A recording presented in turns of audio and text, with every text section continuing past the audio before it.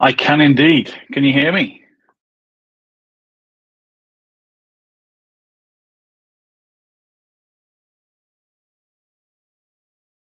Absolutely. Hi, guys. My name's Dave Jones. I run a small marketing consultancy called Instinctive Solutions.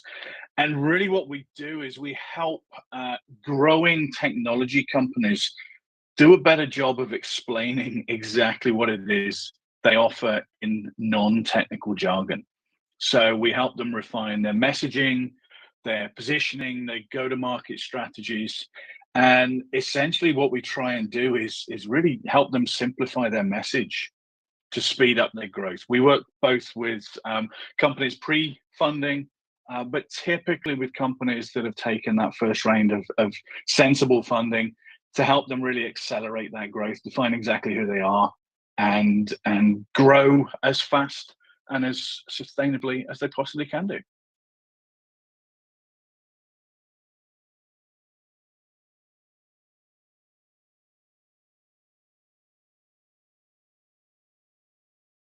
Hi everyone. Yeah, my name's Ian Russell.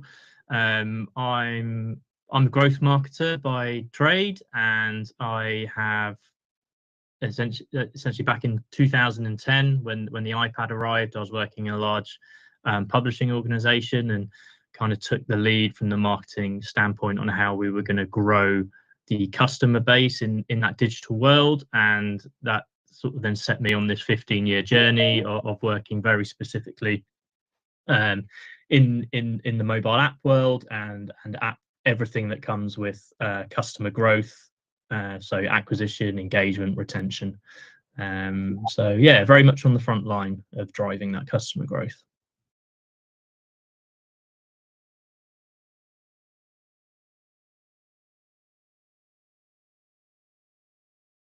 Hello, hi everyone.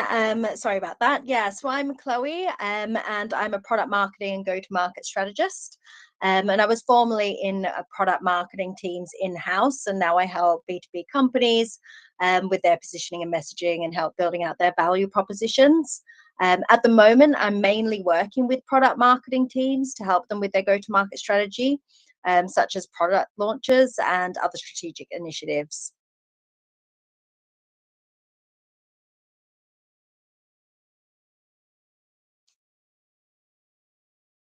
That is brilliant. Thank you very much to all three of you for your interest there.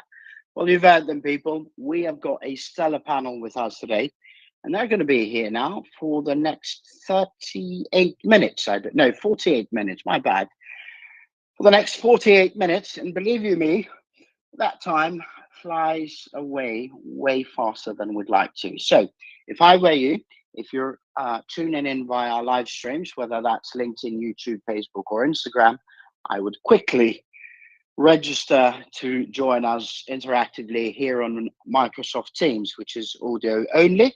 And you can either click on those links on the live streams or simply go to our website, startup2scaleup.club. Look for today's session, which is Startup Growth Q&A 138. Click join, you get a link to your email, and then through that, you can join us directly here.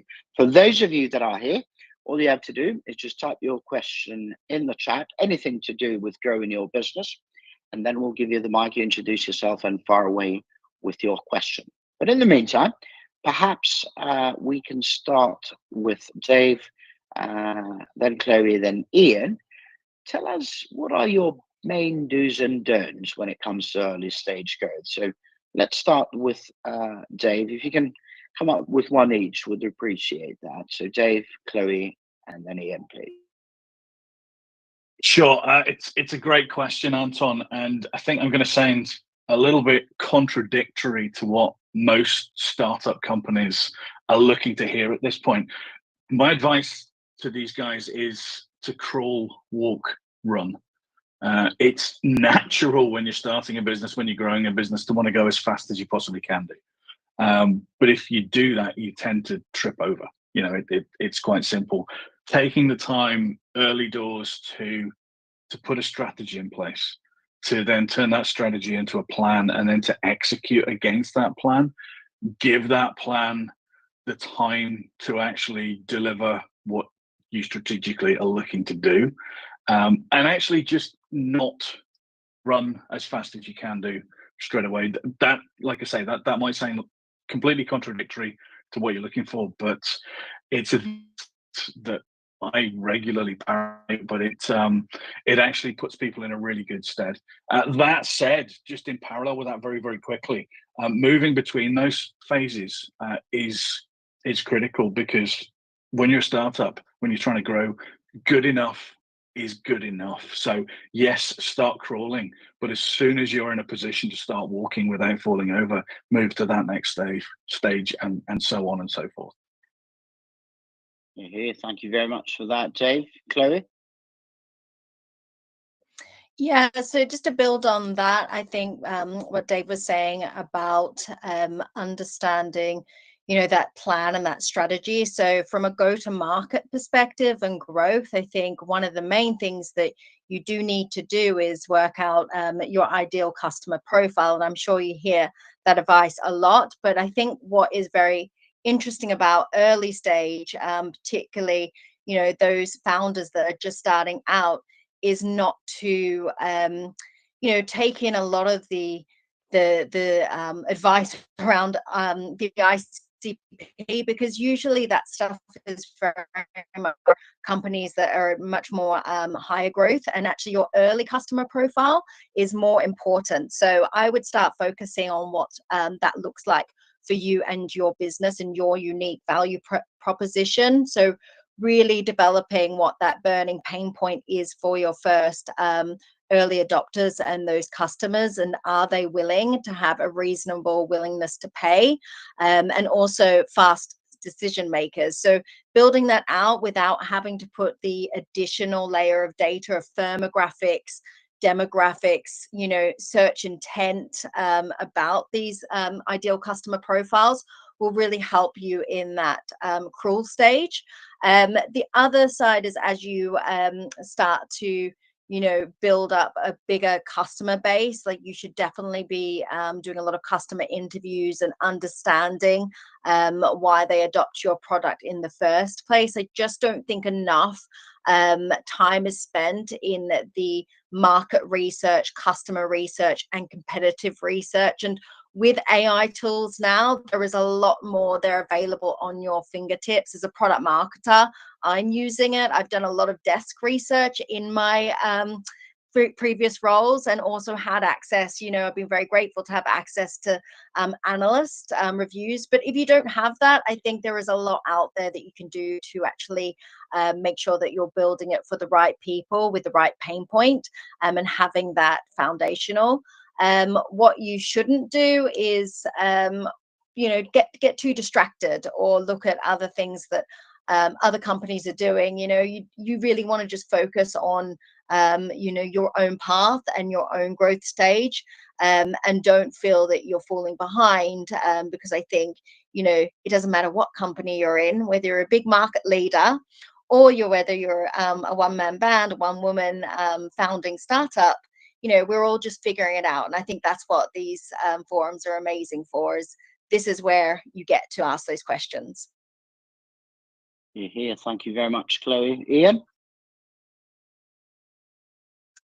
Hey, yeah, so I think from my point of view, and where I see things potentially going, a bit wayward early on, and kind of best advice I have is when looking at your owned channels, when you're setting things up. So I'm talking about like your website, landing pages, social media profiles, and if it's an app, your app store profile pages as well, and just making sure that they are all coherent, and they're all essentially like singing from the same hymn sheet, because that is often, when it's a new product, people will go and do, they'll be doing a bit of research, potentially looking into things like into the branding. And if you've got sort of conflicting information where you've set something up at one point and then you've kind of pivoted and then tailored or structured something slightly differently elsewhere,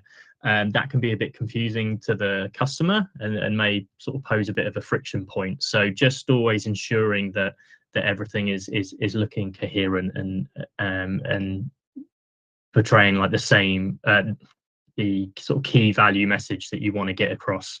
I think it's really important, because you can get quite complacent. I think once you set these sort of various profiles up, you think tick box, done, great, got all that sorted. But just taking that bit of time just to go back and sense check that everything is still coherent, like I say, I think that's really important.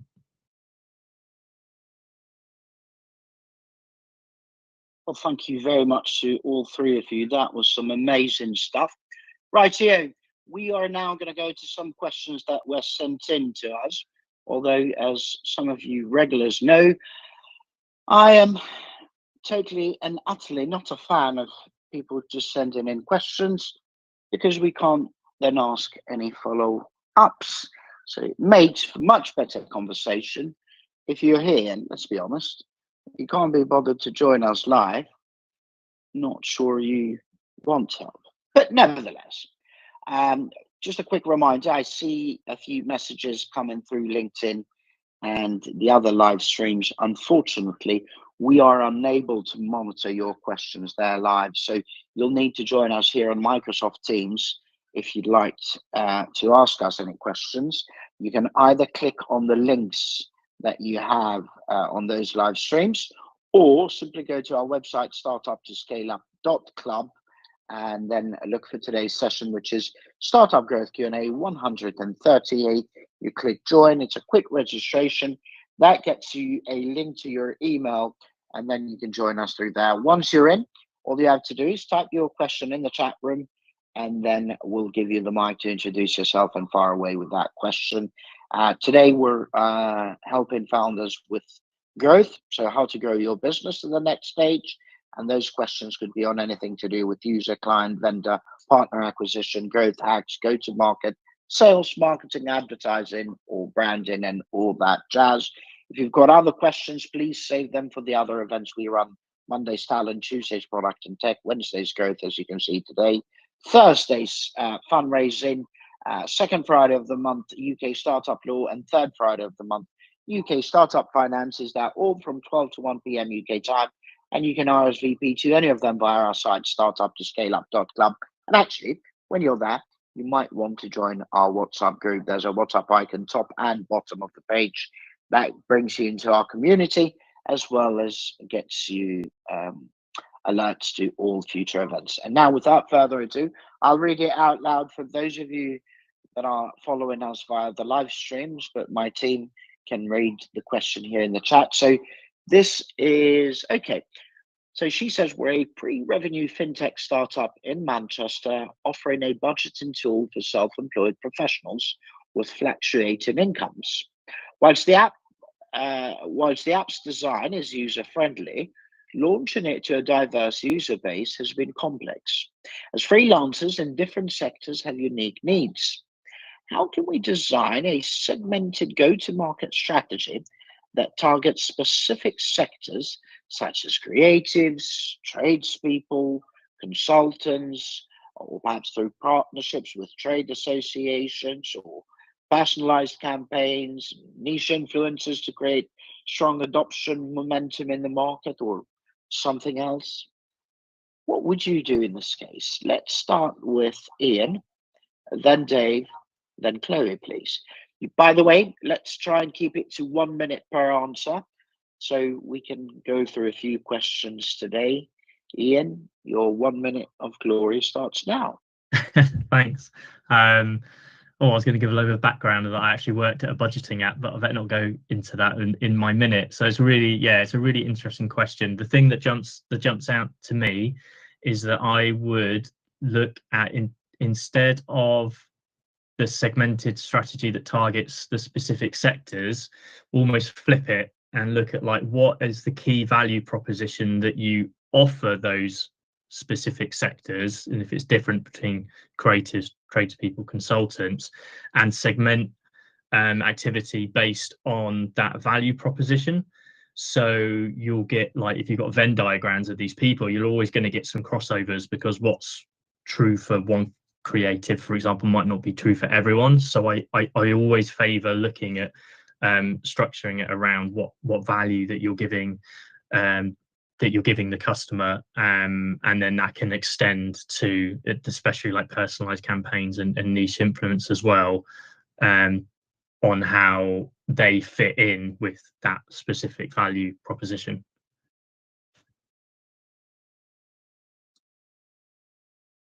Yeah, just building on what Ian said, I think the reality here, it builds on what Chloe and I said in our intros and what to look for. You can't do everything all at once as a startup, right? You have to pick and choose.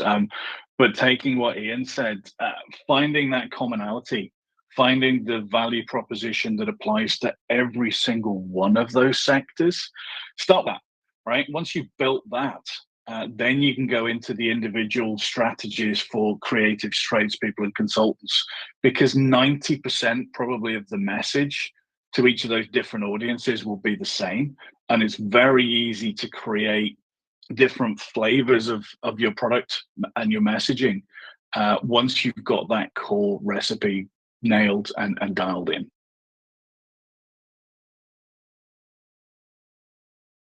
Yeah, I'm going to echo very similar. When I was reading through the question and the segmentation, it's so important to think about your customer segmentation. So I'm really glad that at least you've got that in mind. But trying to go so granular so quickly, I think my advice would be, look at the data, understand who's getting the most value out of the budget tool offering so far, and just double down on that particular segment. So if it's creatives or consultants that seem to be getting the most value, I would pick one and one target audience to really lead with based on customer interviews. And then you can obviously bring in those different segments as you grow. But I think the thing is, you're probably going far too wide too quickly. But then once you do have that clear plan around who you want to target and why, and use the data, I think you can do a lot around content mapping and structure in terms of finding those commonalities and being able to build the persona, which is related to the overall theme and core value proposition that they all care about, and then being able to put that through your funnel and your content. Because I love the idea of partnering with those associations and those influencers, but you're probably going to have to choose at least one to speak to firsthand. Thank you very much to all three of you. Just to resonate with kind of the consensus here, and that is, go to literally only one demographic, the one that you can think you can add most value to, as well as you can get to easiest, and obviously make money from that. If you can't do that, then anything else will almost be futile.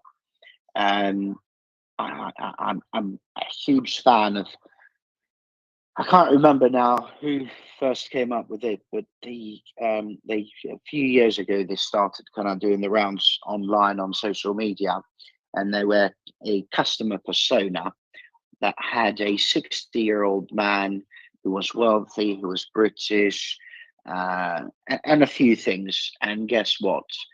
That had two people in it back then: Prince Charles, now our king, and Ozzy Osbourne. We all know these two people can be any different from each other. So be really merciless and unscrupulous at the same time in terms of picking a niche. Just literally get rid of everything you can to only really drill down onto that customer persona and focus on that. And then if you do well with that, brilliant, you can add something else, because now you've got money and experience. And if it doesn't work, you stop and you move on to the next one. You just do it one by one. Rightio, thank you very much for that, team. What we'll do now, we've got a couple of questions. Sunny, are you able to talk? I've unmuted you. Hi there, can you hear me? Yes, we can, buddy. Thank you very much for joining us again. Please introduce yourself and fire away with your question. Yeah, so hi, I'm Sunny. I've owned an agency for nearly 7 years, a marketing agency. But recently, sort of, that's been handed off. The last few years, I've been focusing on a meditation app, and the question that I wanted to get to is, Anton, on your side, like I've seen like sort of this startup growth running since sort of Clubhouse, and I just wanted sort of advice on how you stay consistent with like that one field of always turning up, because I think for the last few years I've always wanted to launch a YouTube channel, and it's just imposter syndrome. I even sort of bought over good 400, £500 of clothing for the brand, but I think it's just COVID has put me behind a computer and more remote. And recently I've been invited sort of to NatWest Accelerator to sort of speak there, sort of talk about my brand. And what I wanted to, my main question mainly was to, because I've been sort of remote behind the screen since sort of COVID, I'm more of an extrovert personality. So I'm getting myself more out there. So turning up sort of these meetings like this, and sort of going in person to the NatWest Accelerator. Like, what is the best way to sort of leverage in-person engagements?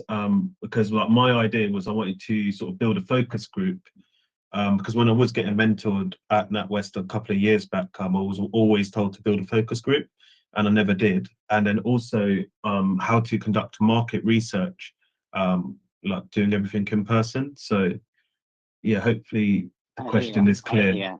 Yeah. Well, there's about 14,000 questions, but I'll try and pick three. You can hear my brain jumping here and there. I'll try and pick three or four. Yeah, thank you. Thank you for coming up, and thank you for joining us again. The answer lies in your question, buddy, and what you just said. Just focus. Get rid of everything else. Have only one focus in mind. Not sure if you know, over 98% of all podcasts and anything to do with kind of these similar type of things online, but especially podcasts, only have two. That is 2 episodes, over 98%. I have done these Q&As from hospital, from my son's bedside in hospital, sneaked out of funerals, weddings. I've changed flights. I've not gotten on flights, and I've even refused. Well, not refused. I didn't take jobs because those gigs weren't really fitting with the time that I had to do this. Was that the right thing to do? Probably not, in terms of losing money, but in terms of sticking with this mission, it's absolutely the right thing to do. So you literally need to be like really religious about it and show up no matter what. In terms of the kind of imposter syndrome, if you've noticed, and if you look at the recordings, I always invite people to come here that from the research we do, that I think have been there and done it. I don't focus on telling my story. And guess what? I've been a founder or co-founder to numerous companies, tons of companies out there, although majority of them have been monumental failures. A couple of them didn't do too bad, but I shine the light on other people. Now, in terms of how to get things done, I would focus on finding a tribe. Because of what I do, I have very little time to go to in-person events or any events for that matter. But the ones I do, I am really meticulous about it and try my best to go to small ones that are going to give me a sense of being in a tribe rather than going to huge ones. So, and by the way, NatWest Accelerator, it's a brilliant one. We're actually, I've had a chat lately with their leadership, and maybe there might be something in the oven for us to cook together, but that's another story. So just be really focused and get rid of everything that will kind of well, that will get you to look on other things, but that's easier said than done. I don't know if my team, let's start with Chloe, because in general, and I know I'm coming across as sexist here, but I find women are way better than us men to focus on. So Chloe, would you like to go first, please? And then Yeah, of course. Ian and Dave. Thank you. Thanks, Sunny. Thanks for a great question. It definitely resonated with me in terms of like, you want to get out there and meet the right people within, you know, what you're doing. And the NatWest Accelerator sounds like a great opportunity. I think there are a couple of things when you were talking about the market research and the focus groups and leveraging events. I mean, when I've done it in terms of startup marketing, I've worked, you know, I started my career in that in the London tech scene. This is over 10 years ago. And one of the things that I really did was sort of be that connector between the different founders, marketers, you know, people in VCs, for example, without the expectation of anything in return. But actually turning that into a focus group and a community is where I wanted to move from B2B marketing into product marketing. And I saw that was a real opportunity, particularly in London and Europe, because it's quite underserved, I would say, versus over in the US. So I built my own community called Product Marketing, and I went out on LinkedIn and I found a couple of friends that also wanted to do it, you know, wanted to organize these smaller events, and we created this community that ran in other people's offices, where we brought about 30 product marketers together to talk about these types of topics and get key learnings. This was before the pandemic, and since then it's changed and we weren't able to keep it up, but I know that there's other communities that are available. But my advice in terms of the focus group is it takes focus, it takes investment, it takes you know, passion and some resource, but is to build your own community where you kind of are at the center of it. And that's where effectively you can make an organic focus group for what you're building. So I don't know if that's something you already considered, but that is what worked for me. And that has helped me definitely build a platform into product marketing when I was working from B2B marketing into trying to break into the discipline. Thank you very much, Chloe. I think we said Dave and then Ian, didn't we? Dave? All right. Well, Sunny, first off, one thing you said resonated with me. You said you're an introvert, so I'm going to avoid the sort of the marketing and the business advice. Oh, sorry, I'm an extrovert. Extrovert. Oh, you're an extrovert, so you have no problems going in and talking to people, right? Yeah, before COVID, but I don't know. What's happened is I've gone into my shell a bit too much. So yeah, I've become an introvert, if you know what I mean. But originally, I've always been out there. I'm like connecting people, but I think I've gone away from that and become more behind the scenes. But yeah, sorry, yeah, go ahead. No, I was just going to say that the key thing with any business or any life event, right, is to be yourself. If you go in trying to be anything other than yourself, then ultimately you're going to fail. And I actually want to pick up on the first part of your question as well about how do you focus, because it's interesting, Anton. I'm going to disagree with you a little bit, not because I think what you said is wrong, but I think you have to be a particular type of person to be able to dedicate 125% of your life to your focus. I can't do that. If I can add one thing, I am actually the worst of people when it comes to focus because my discipline isn't great. So please don't take my word as Bible or Quran on this, but I'll give it back to you. Go. No, it's interesting because I see so many, business gurus saying you got to dedicate your life to this, you got to dedicate your focus to this. My brain doesn't work that way. I've had to learn how to deal with things. I have to balance things, right? I'm a little bit older than most of you guys. I think I've got a family. I've got other interests that I have to balance with the desire to grow my business. So I came across a business sort of mentality about 4 or 5 years ago that is all about ratios. So I work on the basis that 60% of my time is dedicated to the primary business that I'm focused on. And that's growing the business. That's whatever it happens to be around doing the best I can do in that business. 30% of my time is then spent on what I would call adjacent activities. So if I'm launching a product, then it will be working with companies, finding companies that can help me launch that product. It will be working on things that are directly connected to my primary business, but aren't necessary for me to make that primary business function. And then the exciting stuff for me, that the last 10% is what I call my moonshots. So this is the stuff where I'm not going to commit a lot of time to it, but it's something that it might be something completely random. It might be a charity event that I want to go and do some sponsored running for. It might be a new company in a completely different area that I want to invest into. But for me, having that 60-30-10 split, first off, it means I don't get bored.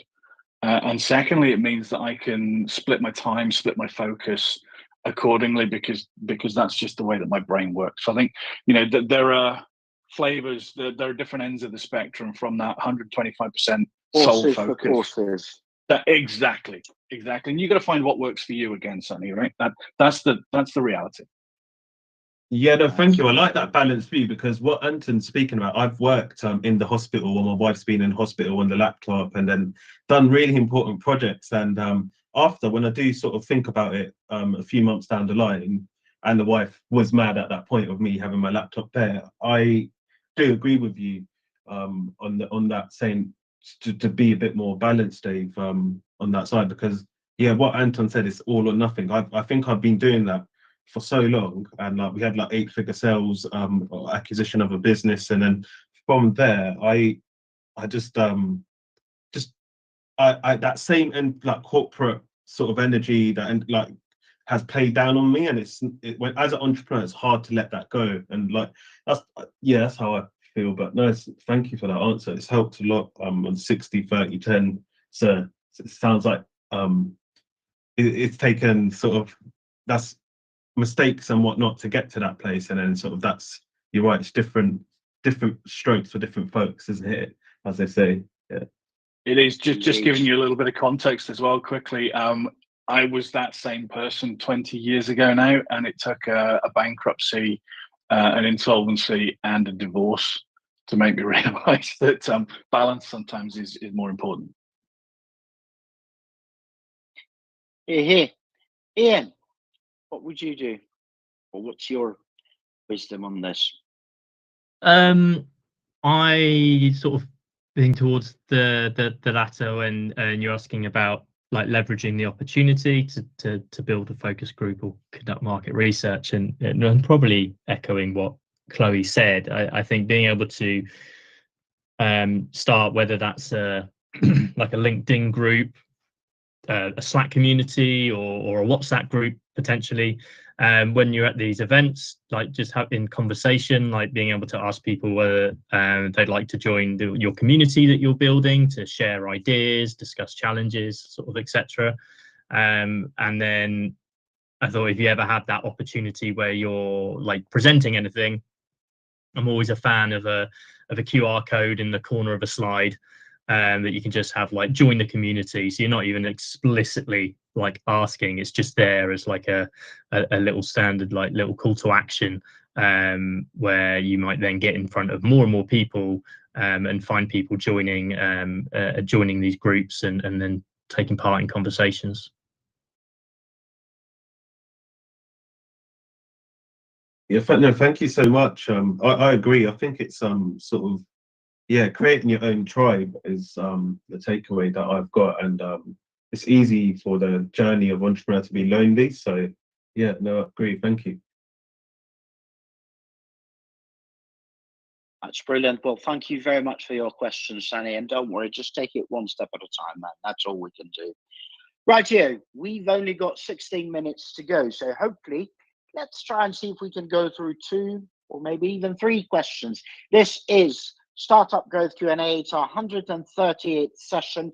We've been doing these for almost 4 years now.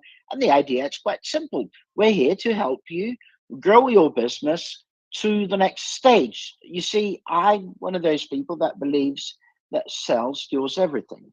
Therefore, hopefully we can take some questions from you today in terms of user, vendor, partner, client acquisition, perhaps growth hacks, sales and marketing, branding, advertising, go to market, and all that jazz.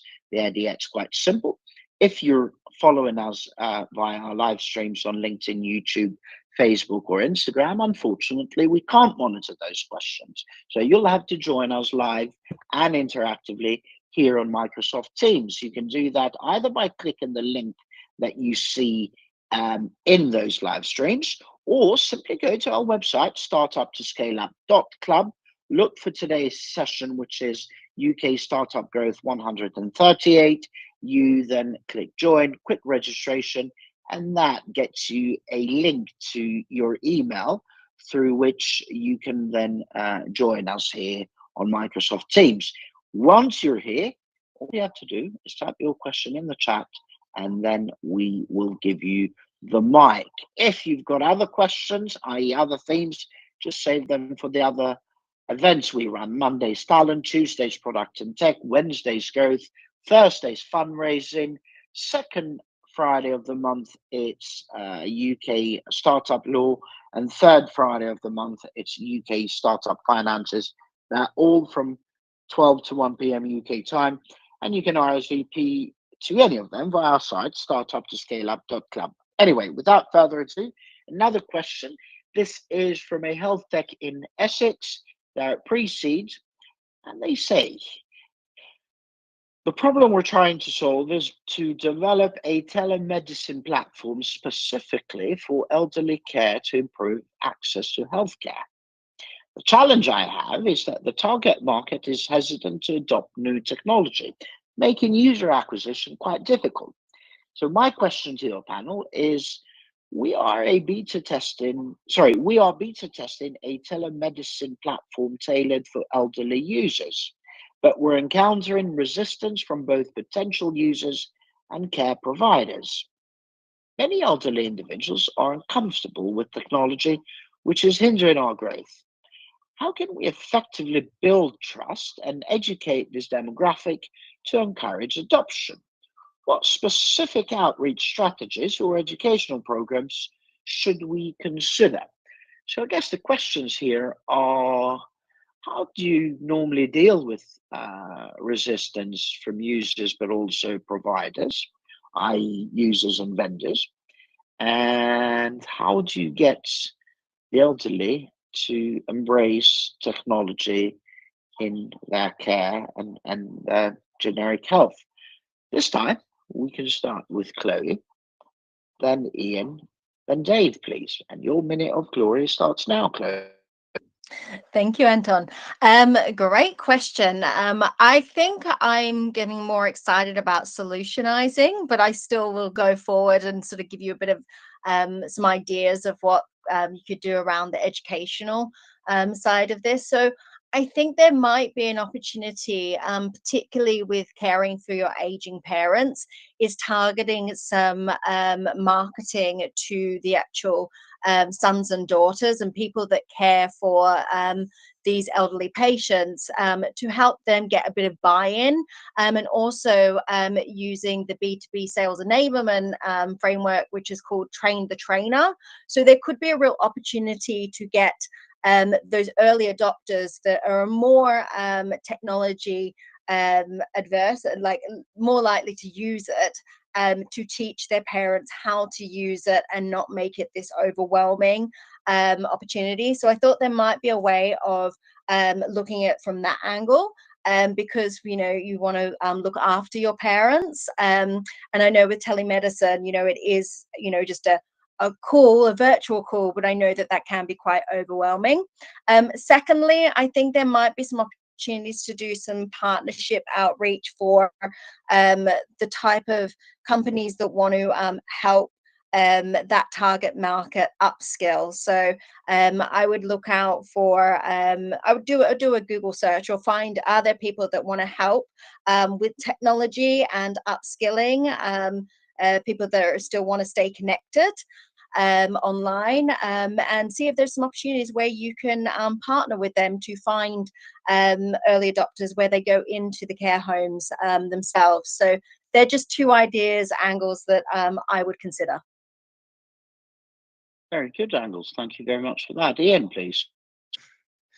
Yeah, Chloe took the words out of my mouth, because my immediate thought was also the sons and daughters of like the elderly target market. I think introducing the technology to them and helping them to understand it is the best way in, because then they can take it to the elderly parent and then they are hearing it from a very trusted source.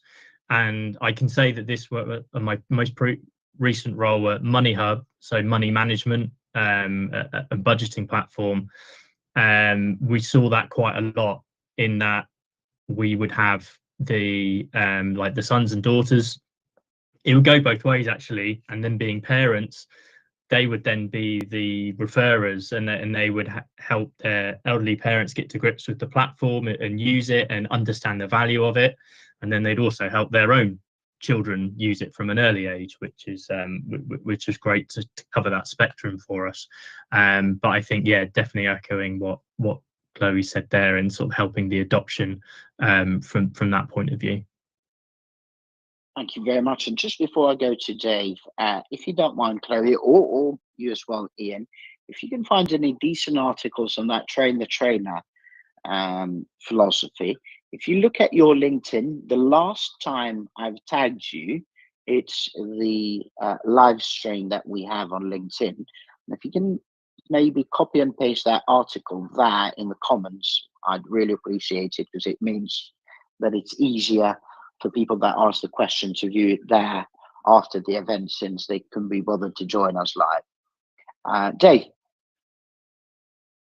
All right. Going to echo everything that Chloe and Ian said. Everything that they said is perfectly valid, but I'm going to encourage the person to look at this from a slightly different perspective. I work with a lot of technology companies in very similar positions, right? They've developed a brilliant technology and they can't understand why people just don't want to buy it, and they don't understand the value that it's going to give to them. And to get around that, what you have to do is put yourselves in the position of the potential purchaser. Right, I'm going to be slightly blunt. Even the language used in the question, it makes it feel like the elderly users are the problem here. The elderly users are the recipients of the solution. So if the solution isn't helping the elderly users, then it's not a solution that's going to generate long-term revenue for you and be a solution. The little things like, right, it's called a telemedicine platform. What does that mean to an elderly person? Is it just talking to your doctor on the phone? Just put yourselves in their position. Look at what that means to them. Look at the changes, if anything, that it will impact on the way that they do this. But also look at the benefits. And I don't mean, oh, it's going to save you 15 minutes of this and 15 minutes of that. For a lot of elderly people, it will be about having a conversation with someone on a regular basis. It will be making sure that you can get access to someone if you fall over, or whatever the fundamental aspects of the solution are. But don't consider the purchasers a problem.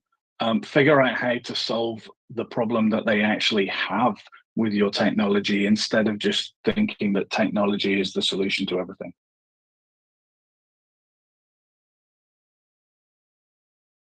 That's some brilliant stuff from all three of you, and I really appreciate that. I think we can have time for one more question that was sent in to us. This is a bit different. This is strongly B2B. And I'll read it out loud for those of you tuning in via the live streams. So it's an AI/ML startup based in Bristol. They're at seed stage. And the problem they're trying to solve is they're basically an AI-driven tool for optimizing supply chain management in small to medium-sized enterprises. And he says the challenge they have is gaining the trust of business owners who may be wary of adopting AI solutions. So our question for you is, our AI tool optimizes supply chain management, but convincing small business owners to adopt AI has proven difficult. What strategies can we employ to demonstrate our tool's reliability and effectiveness? Should we provide case studies or pilot programs that showcase successful implementations in similar businesses? Oh, this is a brilliant question. Again, I so wish you were here live, man. Anyway, let's start with Ian, then Dave, and then last but not least, Chloe, please. Your 1 minute of glory starts now, Ian. Oh, lost the unmute button.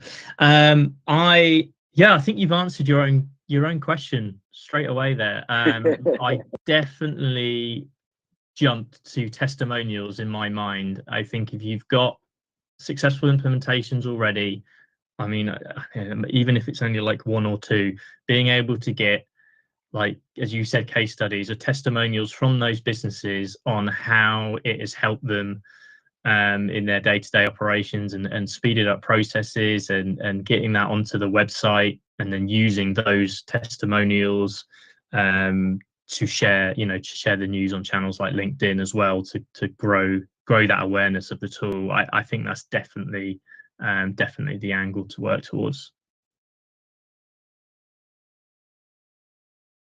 All right, just adding to that, case studies and pilot programs are brilliant, but I'm going to sound a little bit like a broken record here. Get rid of the tech from the conversation. If people are finding that adopting AI is a problem, get rid of AI from the conversation. Talk about the solutions, talk about the benefits that you're delivering to those business owners. Don't even mention AI. A lot of tech companies, again, think that AI is the solution to everything and that everybody wants AI. The reality is that people don't give a crap how you solve their problem if you solve that problem. So focus on what you're solving, not how you're solving it, and you'll get there an awful lot quicker. And then use case studies and pilot programs to build on that. Get rid of buzzwords. Chloe. Yeah, and maybe there's an opportunity in the company, obviously, it being a smaller, company at seed stage, right? But maybe it's about like finding those champions that want to partner with you and want to shout about it. So I think, yeah, it's a blend of both. Yes, definitely pilots and betas are great, but also it's just finding people that just are your real lovers of what you do and want to talk about it to their peers. So definitely think about like what that sort of strategy would look like, and I think you'll find that people follow the herd a bit easier. That is brilliant from all three of you, and I really appreciate that. Just to kind of follow up and go in line with what you said, really. And I would do two things. Number one, I would start by actually reaching out to somebody that can be a champion and who's got access to a lot of these people.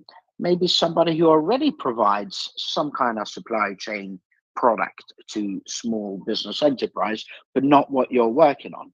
And what I would do with that person or that company, as well as others, instead of actually saying, do you want to buy this? I would reach out to them, make a list of, I don't know, let's start with 100 people that you reach out. And if you reach out to 100, hopefully 5 of them would end up talking to you and using you. And what I would say is, this is what we've built, this is what we're working on, and I'd love to pick your brains on that. If you've got 20 minutes that we can spend on a video call, or I come to see you, or whichever works. You do that, and you pick their brains, and then you go back to them and say, look, Chloe, we spoke on whatever date, and you were kind enough to give us XYZ tips. And guess what? We've actually tweaked a few things and built this with you in mind. Would you like to give it a try for free? But you need to have that bleeding thing, that product or service you give them, so good that once they start using it, it causes them more problems to stop using it. Just try that, and I'm sure you'll go far. And guess what? Then it won't be a sales call anymore because you've already spoken to that person. And also, if they are, I don't know, an accountant or some other business that has these clients, then you'll be laughing on your way to the bank. We now have less than 1 minute to go. So I think it's time to get some parting words. Again, let's start with our lady of the house, Chloe, and then Dave, and then Ian, please. Oh, thank you. I just thanks everyone for a really lively conversation today. It's been fantastic. And very happy to continue the conversation on LinkedIn. Feel free to follow me. I talk on all things product marketing and go-to-market strategy. And I look forward to joining a panel in the future. Thank you. Thank you very much, Chloe. Dave? Again, just to echo what Chloe said, really enjoyed the session today. Some great questions. And look, the one thing I would say to everybody out there, you're not the only people feeling this. So come and participate in these forums. Reach out to all of us on LinkedIn. We're all, I'm sure, more than happy to have a conversation with you and help in any way that we can. Thank you very much, Dave. Yes, Ian? Yeah, always happy to chat on LinkedIn.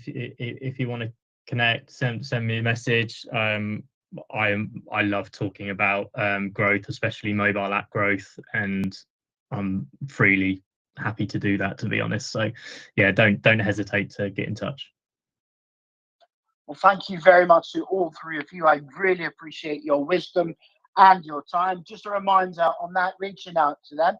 People, try and also be mindful that these lovely individuals do this thing for free so that they don't have to keep giving out freebies out there. Just be mindful of that. Also, apologies to Dawid and a few others who also sent questions that we can't take any more questions today. But please feel free to join us next time. A quick reminder, we run 6 regular events. Monday's talent, Tuesday's product and tech, Wednesday's growth, Thursday's fundraising, second Friday of the month, it's UK startup law, and third Friday of the month, it's UK startup finances. Now, all from 12 to 1 p.m. UK time. You can RSVP to any of them via our site, startup-to-scaleup.club. And actually, once you're there, you might want to join our WhatsApp community. It's a peer-to-peer community of founders, investors, and operators, and other people that are supporters.